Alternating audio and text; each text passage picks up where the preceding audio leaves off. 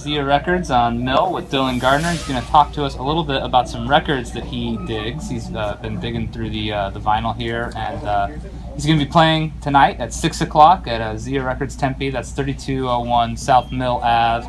So come check it out, and I'm going to let Dylan talk about the records he's into. Hey everybody, my name is Dylan Gardner. I'm here at Zia Records in Tempe, Arizona, which is actually, I probably spent about 50% of my life in this section, so this is quite like home. But I want to talk about some records that have really changed my life that I've found in here, some things that I've found today that are just, they have to leave home with me.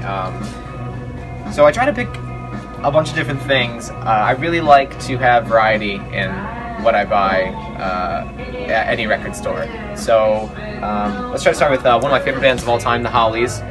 This is an American compilation of like 1 or 2 English albums over in England, but this has Look Through Any Window here.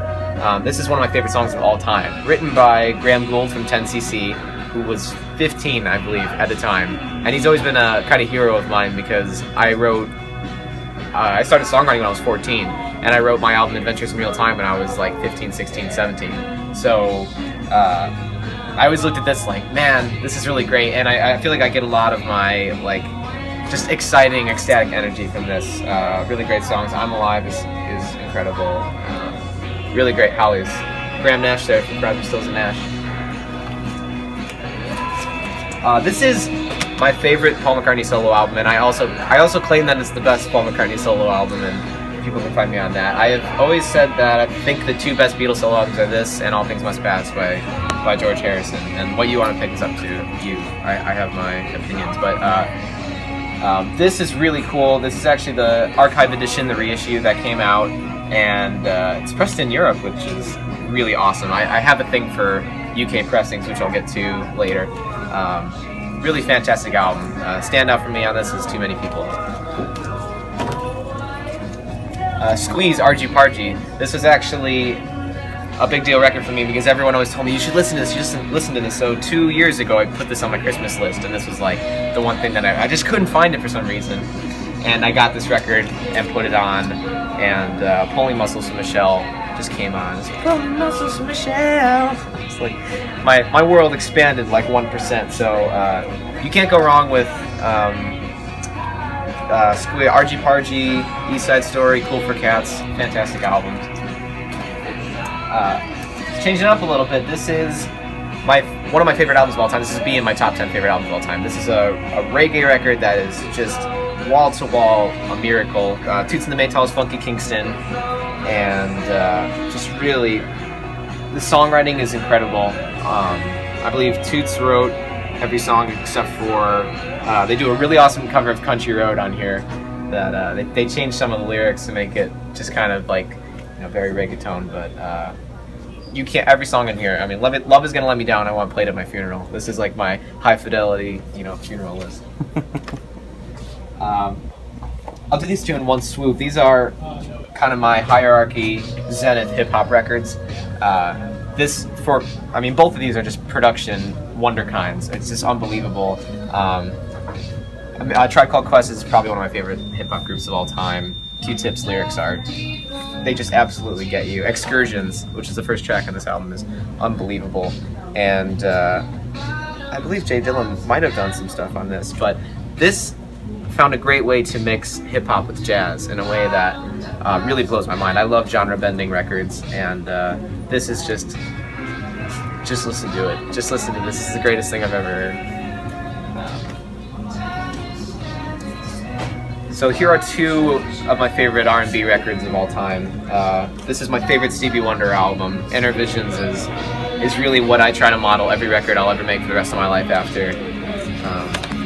I believe, I remember Kanye West said that like his goal in record making is to just like have the bar standard at Inner Visions and Songs in the Key of Life. Like I can't disagree. So Too High, I mean, Living for the City, Higher Ground. Don't You Worry About, I mean, he's Mr. Know-It-All is one of my favorite last songs on a record. I'm all about that like fade out, last feeling record. Just As I Am, I mean, Ain't No Sunshine, Grandma's Hands, Everybody's Talking, Harlem, Bill Withers Is a God, glad he's in the Hall of Fame. Let's see what we got else here. Hopefully I'm not talking your ears off. The Zombies, I've always said that Odyssey and Oracle is my favorite record of all time that is not by the Beatles. And I think these guys are amazing. They actually just put out a new album last week, which I have not heard yet, but really this is incredible. Doesn't even matter if this is in rough condition, just get it. As long as you can hear She's Not There. I've always liked their version of You Really Got a Hold on Me. It's not very easy to pull off Motown covers. Gosh, they're so great. This is Dan Wilson from Semisonic, also a great songwriter and a personal hero to me. I've always loved his work, and I think he's one of the coolest people ever, and I recently got to do a co-write with him for my next record, and we'll see if the song makes it. I really think he's like one of the greatest human beings ever, and this record came out last year. This is actually, this and Beck's Morning Phase are my two favorite records of 2014. Harry Nilsson is one of the best songwriters there is. The Beatles call them their favorite American artist, and again, it's like, you know, it's hard to disagree with this stuff, and this is a lot of people's secret, you know, Rosetta Stone for songwriting. It definitely was for me. Gotta Get Up, that piano playing will always stay with me. Without You is such a classic, which is written by Pete Ham from Badfinger, which is, again, very high mark. And last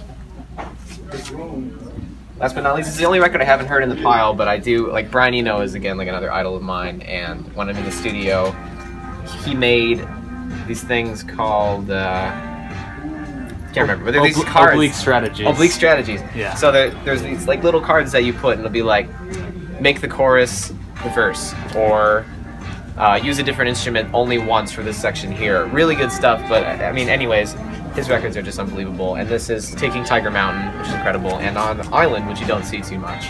You actually see the later reissue from the 80s, so. And last but not least, this is my record, Adventures in Meal Time. It's always been my dream to have a song on vinyl, and when it came time to make this record, and we had this album and this album cover, and we put everything together right before it went, I'm so obsessed with UK pressings that have this thing called flipback right here, which it's just, you know, UK records are laminated, you can tell when you feel them, and they peel back sometimes, only in the 60s and every once in a while in the 70s. And I really wanted to do this, so, you know, it made me broke, but who cares? I think it's the coolest thing in the world, and I'm very proud of this record, and I'm currently making my second record, and yeah, I'm going to be doing an in-store here playing songs from this record at the Zia in Tempe at 6 p.m. today, and it's going to be very fun. But again, Adventures Meal Time, and thanks very much, Zia. My name is Dylan Gardner.